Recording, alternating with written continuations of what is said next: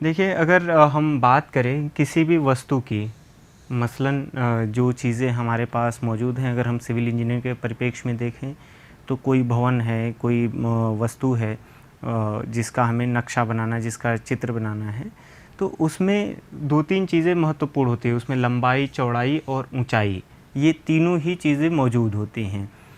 जो अगर एक तरीके से देखा जाए तो ये 3 डायमेंशनल कंपोनेंट्स हैं। 3 डायमेंशनल कंपोनेंट्स का मतलब कि ये 3 अलग-अलग अक्षों पर इनकी बातें हम कर सकते हैं। जैसे अगर हम इसको ये आपका z एक्सिस है, ये x एक्सिस, y एक्सिस है और ये x एक्सिस अगर है, तो जो भी चीज़ें हमारे पास फिजिकल रूप में मौजूद होंगी उसमें लेंथ, विड्थ और हाइट तीनों होंगी। मसलन अगर मैं यहाँ पे एक ईंट का चित्र आपके सामने बनाऊँ तो देखिए यह ऊंचाई हो गई, ये उसकी लंबाई हो गई, लेकिन अब हमें उसकी चौड़ाई को भी दर्शाने के लिए कुछ इस तरीके से बनाने की आवश्यकता पड़ेगी। तो आप समझ पा रहे हैं कि कोई भी वस्तु हमारे पास मौजूद है जो फिजिकली हमारे इर्द गिर्द है, तो उसके पास कम से कम 3 कंपोनेंट्स तो होंगे ही होंगे, जिसमें लंबाई, चौड़ाई और ऊंचाई, ये तीनों महत्वपूर्ण है।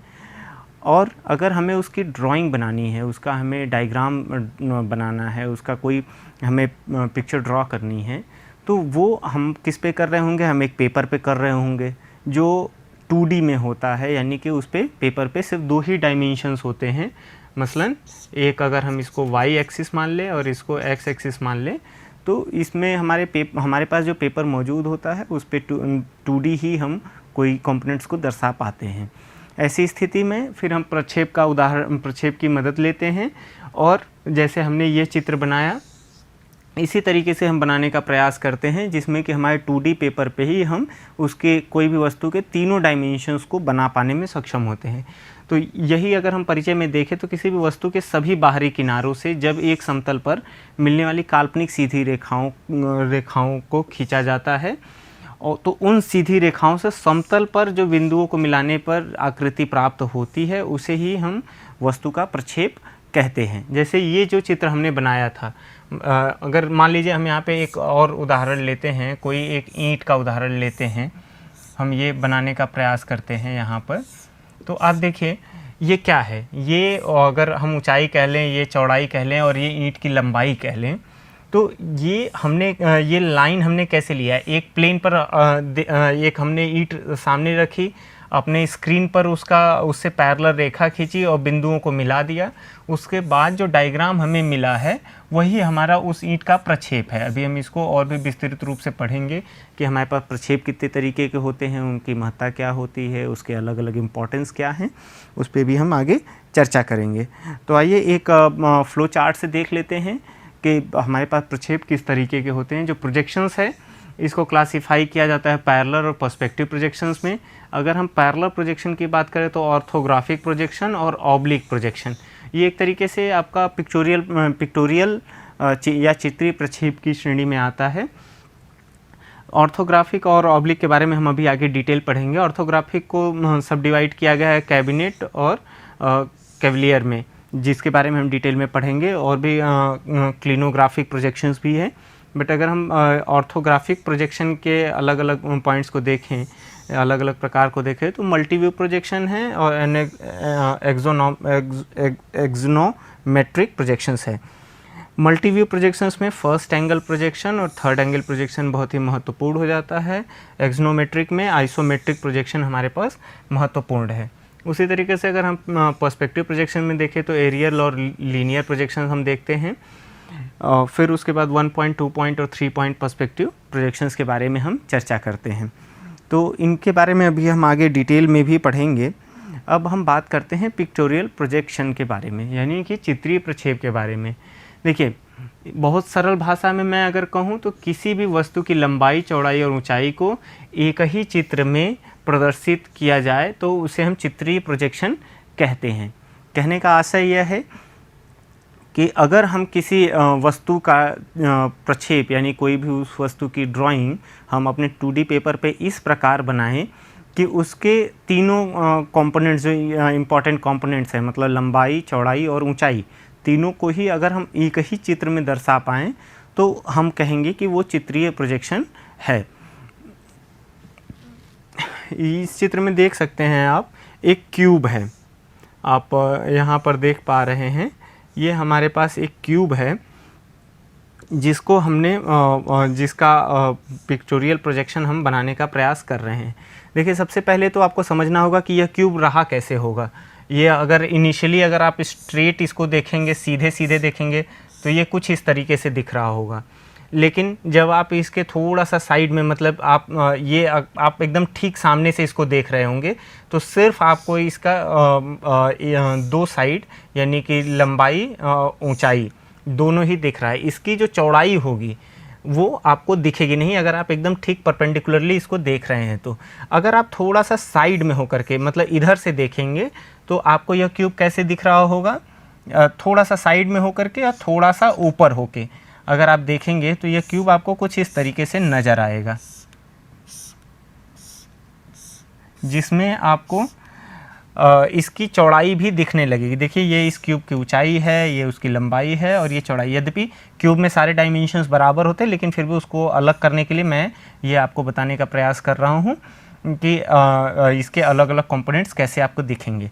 जब आपने ठीक सामने से देखा तो सिर्फ कह लीजिए H और L दिखा।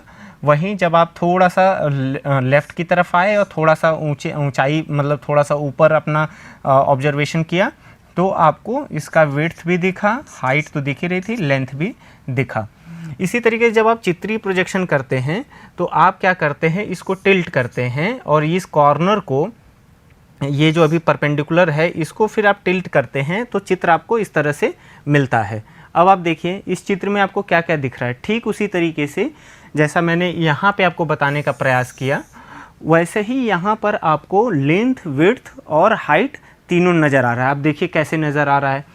अब आप देखिए, अगर आप इधर से देखेंगे, इस डायग्राम को इधर से देखेंगे, तो देखिए आपको क्या दिख रहा होगा।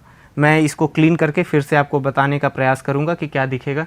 जब आप इधर से देखेंगे तो आपको ये लाइन दिखेगा और साथ ही साथ जो इधर से, अगर आप ठीक इधर से देख रहे हैं तो इधर वाली जो साइड है, जो एरो मैंने अभी बनाया, इधर से देखिए ये वाला इस तरीके से नज़र आएगा।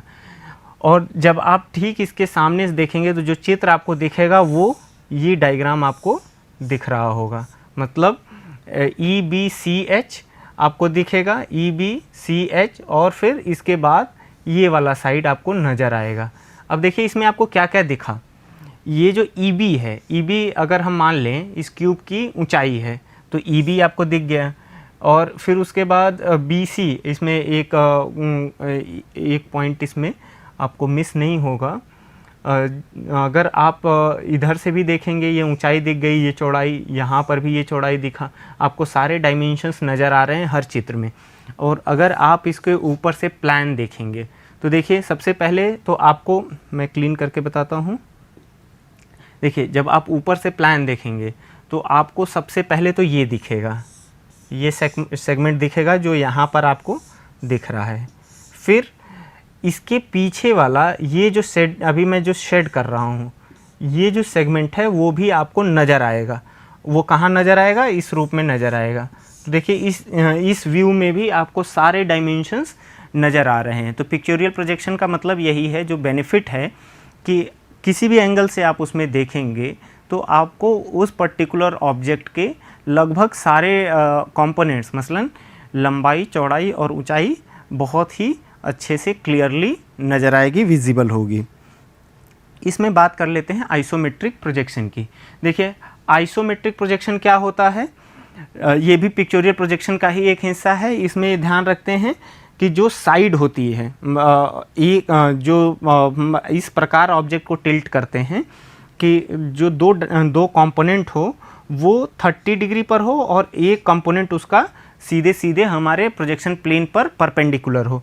अब आप इसमें देख पा रहे हैं, यहाँ पे देखिए जो हाइट है वो तो हमारे प्लेन पे परपेंडिकुलर है, बट बाकी दोनों जो साइड्स हैं वो क्या है, 30 डिग्री पर इंक्लाइंड हैं, झुकी हुई हैं। आप इसमें देख सकते हैं ये आइसोमेट्रिक प्रोजेक्शन फुल स्केल पे बनाया जाता है। अब आप यहाँ पे देख पा रहे हैं ये पूरा फुल स्केल है, आइसोमेट्रिक ड्राइंग है। अगर प्रोजेक्शन की बात करते हैं तो ये लगभग 82% रिड्यूस करके बनाया जाता है। अब आप इसमें और ज़्यादा क्लियर बताने के अगर मैं प्रयास करूँगा तो मैं आपको बताऊँगा कि यह हॉरिजॉन्टल प्लेन है, प्रोजेक्शन प्लेन का हॉरिजॉन्टल लाइन है। इस पे आप हाइट देख पा रहे हैं कम्प्लीटली 90 डिग्री पे बना हुआ है, और बाकी जो दो साइड है फुल स्केल पर वो 30 डिग्री पर है, किसमें, आइसोमेट्रिक ड्राइंग में। वहीं जब प्रोजेक्शन की आप बात करते हैं तो ये लगभग 82% रिड्यूस कर दिया जाता है।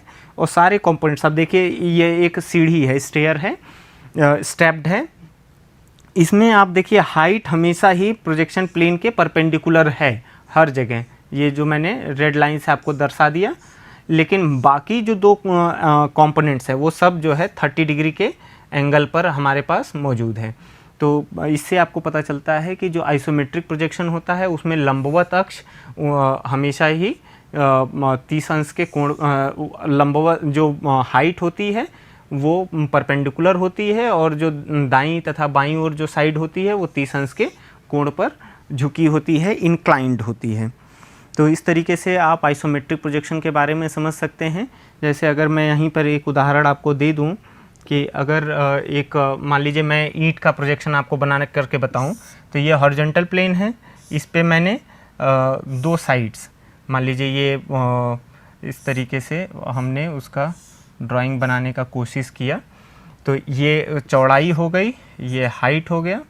इस पे जब हम आगे बढ़ेंगे तो कुछ इस तरीके से बन जाएगा।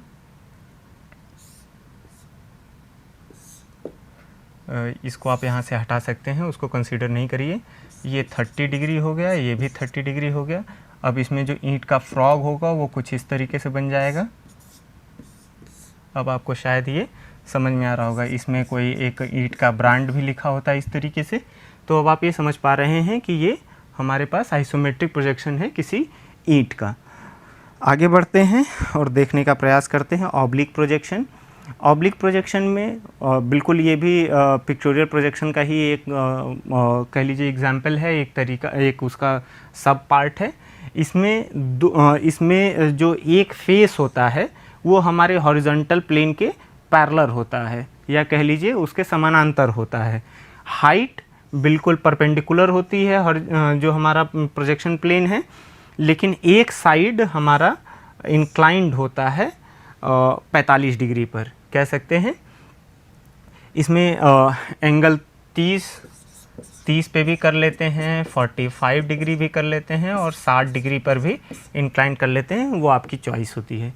अब ऑब्लिक प्रोजेक्शन में दो है, कैवलियर और कैबिनेट प्रोजेक्शन। देखिए कैवलियर प्रोजेक्शन में सारे डायमेंशंस फुल स्केल पर होते हैं, मतलब इसको स्केल किसी एक साइड को रिड्यूस नहीं किया जाता। मसलन अगर ये हमारा फुल स्केल है तो जो इंक्लाइंड हमारा इसका साइड है वो भी फुल स्केल पर ही होगा, ऐसा नहीं कि उसको हम रिड्यूस कर दें। ये किस में है, कैवलियर प्रोजेक्शन में। लेकिन वहीं जब हम बात करते हैं कैबिनेट प्रोजेक्शन की, तो उसमें दूसरी साइड को हम हाफ स्केल पर रिड्यूस कर देते हैं। मसलन अगर ये लंबाई अगर इसकी मान लीजिए 50 सेंटीमीटर थी, तो यहाँ पर ये कितना हो जाएगा, 25 सेंटीमीटर हो जाएगा। तो हम कहने का मतलब ये है कि कैबिनेट प्रोजेक्शन में जो इंक्लाइंड साइड होती है उसको हम हाफ स्केल पर रिड्यूस कर देते हैं, बट वही कैवलियर प्रोजेक्शन में हम उसको फुल स्केल पर ही रखते हैं। लेकिन ध्यान में रखने वाली बात है कि जो हमारे प्रोजेक्शन प्लेन से पैरेलल जो साइड है उसको हम दोनों ही केसेस में रिड्यूस नहीं करते। अगर मान लीजिए ये 100 सेंटीमीटर था, तो इसमें कैबिनेट प्रोजेक्शन में भी जो फ्रंट साइड होगी वो 100 सेंटीमीटर ही होगी। कैबिनेट प्रोजेक्शन में वो फ्रंट साइड जो पैरेलल है हमारे प्रोजेक्शन प्लेन के वो 100 सेंटीमीटर ही होगी, मसलन वो फुल स्केल पर ही होगा। मैं एक उदाहरण यहाँ पे आपको और बता दूँ। जैसे देखिए मैं एक ईंट का ही उदाहरण आपको बताऊँगा। यहाँ पर हम लोग देख लेते हैं, एक ईंट मैंने लिया, उसको लंबाई में रखा, ठीक है। ये ईंट की लंबाई है, ये ऊंचाई है। अब देखिए ये क्या है आपका, ये आपका अगर प्रोजेक्शन प्लेन है तो अब देखिए इस पे हम इंक्लाइंड करेंगे या दूसरी साइड हमारी इंक्लाइंड होगी। अगर हम मान लीजिए इसको कैवलियर प्रोजेक्शन में कर रहे हैं तो फुल स्केल में ये भी चलेगा। जैसे अगर हम मान लीजिए ये 200 to 30 mm लिया हमने, तो इसको हम अगर मान लीजिए ये 76 mm है, और तो विड्थ कितना होगा, एक जो हमारे पास ट्रेडिशनल ब्रिक है ये लगभग 115 mm होगा। तो अगर हम इसमें कैविलियर प्रोजेक्शन ले रहे हैं तो ये फुल स्केल पर चलेगा। तो हम इसका अगर ड्राइंग बनाएंगे तो कुछ इस तरीके से हम बना पाएंगे। ये थीटा जो है ये आपका 30 डिग्री से लेकर के 30, 45 या 60 डिग्री हो सकता है। इसके बारे में हम चर्चा कर चुके हैं। जो इसमें फ्रॉग होगा वो कुछ इस तरीके से आपको दिखेगा। ये आपने ब्रिक्स में जाना होगा कि फ्रॉग क्यों बनाया जाता है। फ्रॉग इसलिए बनाया जाता है ताकि जब भी आप चिनाई करें, मेसनरी वर्क करें, तो उसमें जो मोर्टार है वो उसमें भर जाए और अगली लेयर को वो इंटैक्ट रखे, पकड़ के रखे। तो इसलिए हम इसको बनाते हैं। अब आप ऑब्लिक प्रोजेक्शन में आपने देख पाया कि अगर ये हमने कैविलियर का एग्जांपल लिया है, अगर वहीं कैबिनेट प्रोजेक्शन कर रहे होते तो ये वाली जो साइड है ये 115 mm अगर हम फुल स्केल पे बना रहे होते तो ये डिवाइडेड बाय 2 यानी कि हाफ स्केल पे हम इसको बनाते कैबिनेट प्रोजेक्शन में। आगे बढ़ते हैं और पर्सपेक्टिव प्रोजेक्शन की बात करते हैं। पर्सपेक्टिव प्रोजेक्शन में हमें कुछ नहीं करना होता, जो वस्तु जैसे दिख रही है ठीक उसी प्रकार बना देते हैं। इसमें मेज़रमेंट का कोई विशेष रोल नहीं है, मतलब इंक्लिनेशन एंगल से लेकर के डायमेंशंस तक का जो स्केल निर्धारण है उसकी कोई बहुत ज़्यादा इम्पोर्टेंस नहीं होती है।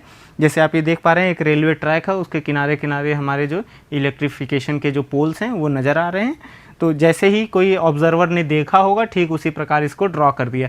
इसमें ऐसा नहीं है कि ये फुल स्केल में होगा और इस डायरेक्शन में जो भी डायमेंशंस आएंगी वो हाफ स्केल होंगी, ऐसा कोई मसला यहाँ पे चर्चा में नहीं आता है।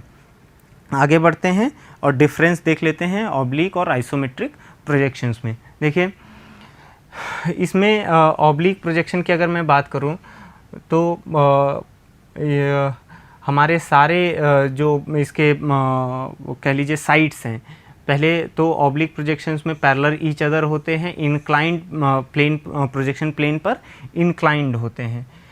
इसमें क्या है हमारा आइसोमेट्रिक प्रोजेक्शन में ये परपेंडिकुलर प्लेन पर वो हमारे परपेंडिकुलर होते हैं।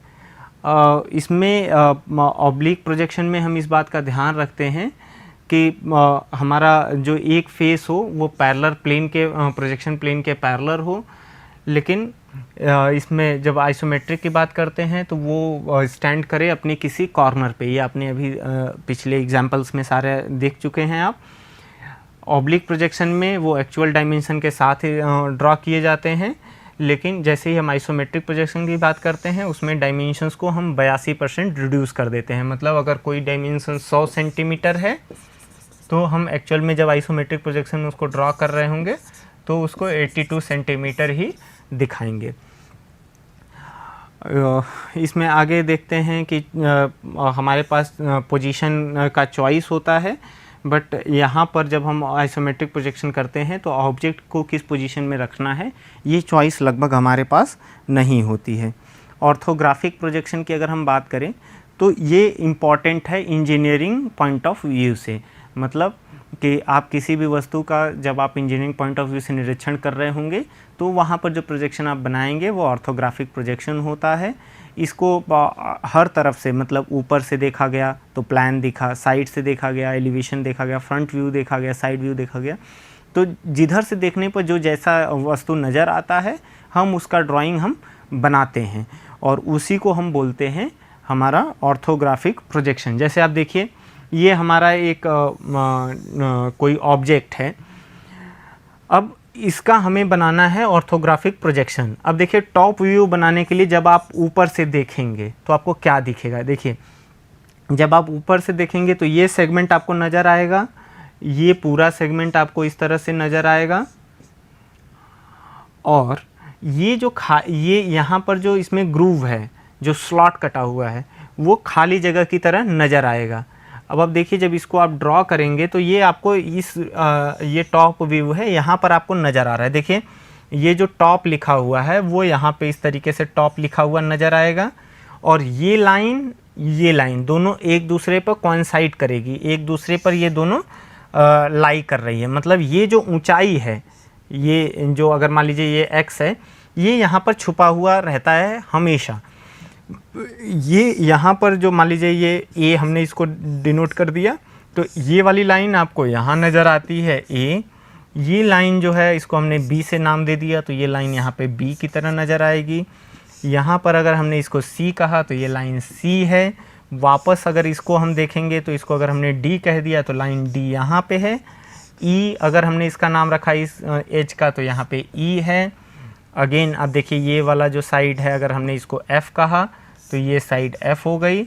और अंत में ये जो लाइन है अगर हमने इसको G नाम दिया तो देखिए लाइन G यहाँ पे नज़र आएगी। बाकी ये वाला पूरा ब्लॉक जिस पे टॉप लिखा हुआ है ये आपको यहाँ पे नज़र आ रहा है। तो टॉप व्यू में आपको समझ में आया कि अगर आप ऊपर से देखते हैं तो कैसे दिखेगा। यहाँ पे ये स्लॉट बिल्कुल खाली दिखेगा, ये पूरा इस रूप में जैसे हमने नाम अभी लाइनों का नाम दे करके बताया तो इस तरह दिखेगा। इसी में अगर आप देखिए साइड व्यू देखते हैं या पहले फ्रंट व्यू देख लेते हैं। पहले आप टॉप व्यू में आप ऊपर से देख रहे थे, लेकिन फ्रंट व्यू में आप सामने से देखेंगे। तो अगर इधर फ्रंट है तो आप देखिए आपको क्या दिखेगा। सबसे पहले ये लाइन आपको ये वाला ब्लॉक पूरा दिखेगा यहाँ पर। और देखिए जब आप सामने से देखेंगे तो ये स्लॉट खाली बिल्कुल नहीं दिखेगा। आपको ये वाली लाइन जो है ये लाइन ये गायब दिखेगी, ये आपको दिखेगा नहीं, क्योंकि ये लाइन और ये लाइन एक दूसरे पर कोइंसाइड करेगा। अभी मैं नाम रख के आपको बताता हूँ। देखिए ये जो पूरा ब्लॉक है जिस पे फ्रंट लिखा हुआ है वो यहाँ पे दिखेगा आपको, ये फ्रंट आपको यहाँ दिखेगा। अब देखिए ये लाइन ए अगर हमने इसका नाम रखा तो देखिए ए यहाँ पे दिखेगा, ये बी है तो ये बी यहाँ दिखेगा। नीचे आया आप यहाँ पे अगर इसका नाम सी है इस लाइन का तो ये सी ऐसे दिखेगा। अब देखिए ये जो सेगमेंट है इसको अगर आपने डी कहा तो देखिए ये लाइन यहाँ तक डी दिखेगी आपको, ये डी दिखेगी। लेकिन जैसे ही आप नीचे आएंगे और इस लाइन की बात करेंगे ई, अब देखिए ये लाइन और ये लाइन एक दूसरे पे कोइंसाइड करेगा, यानी ये वाली जो लाइन है ई, इसके पीछे दो लाइन है, ये जो डेप्थ है वो यहाँ पे हिडन है। उसी तरीके से अगर आपने इसको एफ़ कहा तो ये लाइन आपको एफ़ दिखेगा। अब फिर आपको क्या दिखेगा, देखिए यहाँ से ये वाली लाइन आपको नज़र आएगी जी। देखिए फिर से ये जी नज़र आ रहा है। अब आप देखिए ये वाला पूरा हिडन नज़र रहेगा, किस लाइन के पीछे, इस लाइन के पीछे। एच लाइन ये है और ये इसके पीछे जो एक डॉटेड लाइन होगी वो हिडन है, ये क्लियर लाइन आपको दिखेगी। तो मतलब ये जो लाइन है वो एच है। और अब देखिए जो इसका विड्थ है, जो ये जी के नीचे एक यहाँ पे होगा कोई विड्थ, वो वाला साइड यहाँ पे दिख रहा है। और बाद में आपको ये पूरा ब्लॉक नज़र आएगा इस तरह से। तो ये आपका फ्रंट व्यू में इस प्रकार नज़र आया। आपने देखा कि फ्रंट व्यू बनाते समय ऑर्थोग्राफिक प्रोजेक्शन का कुछ इस तरीके से हम करते हैं। अब एक हम साइड व्यू देख लेते हैं। और हमने किधर से देखा है, राइट साइड। अब मैं ऐसे खड़ा हूँ तो ये मेरा राइट है, आप स्क्रीन पे देख लीजिए, इसको समझ लीजिए। तो राइट साइड से जब हम देखेंगे तो इधर से देख रहे होंगे। अब जब हम इधर से देखेंगे तो हमें क्या दिखेगा, आप देखिए, इसको समझने का प्रयास करिए। ये वाला ब्लॉक आपको नज़र आएगा। ये राइट साइड कहाँ नज़र आ रहा है, देखिए ये बॉटम पे नज़र आएगा, ठीक है। अब देखिए इसके पीछे एक लाइन है जो हिडन है। वो लाइन कौन सी है, ये वाली लाइन हिडन है। तो जो हिडन लाइन होती है उसको हम डॉटेड दिखाते हैं, डॉटेड दिखाते हैं, यहाँ पे चित्र में था। और फिर उसके बाद ये वाला ब्लॉक नज़र आएगा जब आप राइट साइड से देखेंगे। तो यहाँ पर ये ब्लॉक आपको क्लियरली दिख रहा है। तो ये ऑर्थोग्राफिक प्रोजेक्शन में आपने इसको समझा। ऑर्थोग्राफिक प्रोजेक्शन में हम फर्स्ट एंगल प्रोजेक्शन और थर्ड एंगल प्रोजेक्शन भी देख लेते हैं। फर्स्ट एंगल प्रोजेक्शन अमूमन ब्रिटिश प्रैक्टिस है, हम लोग इंडिया में थर्ड एंगल प्रोजेक्शन की बात करते हैं। इसमें देखिए चतुर्थांश हमारे पास जो कोऑर्डिनेट सिस्टम है उसमें ये फर्स्ट क्वाड्रेंट होता है, सेकंड, थर्ड, फोर्थ क्वाड्रेंट। तो जो ऑब्जेक्ट होता है वो फर्स्ट क्वाड्रेंट में होता है। एक बहुत बेसिक सा बात आपको जो समझ लेना है वो ये है फर्स्ट एंगल प्रोजेक्शन में कि जो ऑब्जेक्ट होता है वो ऑब्जर्वर और स्क्रीन के बीच में रखा होता है। और जब आप इधर से देखते हैं जो चीज़ें आपको फ्रंट में दिखती हैं वही स्क्रीन पर बन जाती है। देखिए इसमें मैं शेड करके दिखा देता हूँ। ये वाला, ये जब आप फ्रंट से देखेंगे तो सिर्फ यही पोर्शन आपको नज़र आ रहा होगा विथ ये सर्कल। आपको देखिए यहाँ पे स्क्रीन पर यही चीज़ नज़र आई है सर्कल के साथ। और अगर आप फर्स्ट क्वाड्रेंट में इस चित्र को देखेंगे, देखिए ये एक हमारे पास ऑब्जेक्ट है कुछ इस तरीके से जो 3 डायमेंशनल है। जब हमने इसका जब हम इसको फर्स्ट क्वाड्रेंट में देखेंगे तो देखिए फ्रंट व्यू आपको क्या दिखेगा, सिर्फ ये वाला सेगमेंट नज़र आएगा, यहाँ पर आपको दिख रहा है फ्रंट व्यू इसका। वहीं टॉप व्यू जब आप देखेंगे तो आपको ये सेगमेंट और ये सेगमेंट नज़र आएगा, यहाँ पे आपको ये क्लियरली विजिबल है। तो ये फर्स्ट क्वाड्रेंट जो फर्स्ट एंगल प्रोजेक्शन है, हमारा ऑब्जेक्ट कहाँ रखा होता है, ऑब्जर्वर और स्क्रीन के बीच में रखा होता है। क्वाड्रेंट कौन सा होता है, फर्स्ट क्वाड्रेंट होता है। वहीं अगर हम थर्ड एंगल प्रोजेक्शन की बात करते हैं तो ऑब्जेक्ट हमारा थर्ड क्वाड्रेंट में रखा होता है। ये इंडियन प्रैक्टिस है। एक चीज़ जो समझ लेना है कि यहाँ पर स्क्रीन और ऑब्जेक्ट के बीच स्क्रीन को हमेशा ऑब्जेक्ट और ऑब्जर्वर के बीच में रखा जाता है। देखिए ऑब्जर्वर यहाँ है, आँख आपकी यहाँ है, ऑब्जेक्ट यहाँ पे है, स्क्रीन बीच में है। अब आप देखिए स्क्रीन ट्रांसपेरेंट है या ट्रांसल्यूसेंट है या कह लीजिए ट्रांसपेरेंट है, तो यह सेगमेंट जो आपको दिखेगा वही आप यहाँ पे ड्रॉ कर पाएंगे। देखिए स्क्रीन पर वही चीज़ें हमने ड्रॉ की हुई है। वहीं अगर हम क्वाड्रेंट सिस्टम में देखेंगे तो ये थर्ड क्वाड्रेंट है, इसके हिसाब से आप देख पाइए ये थर्ड क्वाड्रेंट है।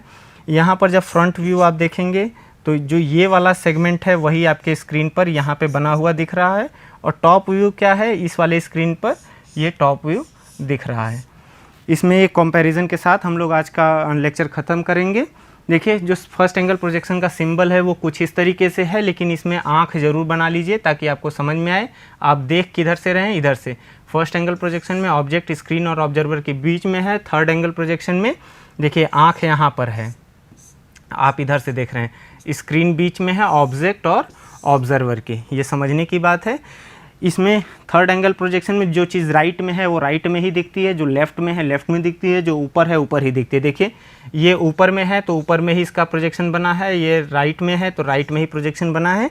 लेकिन फर्स्ट एंगल प्रोजेक्शन में जस्ट उल्टा होता है। देखिए ये वाली साइड जो इस ऑब्जेक्ट के राइट में है वो आपको कहाँ दिख रही है, लेफ़्ट में दिख रही है।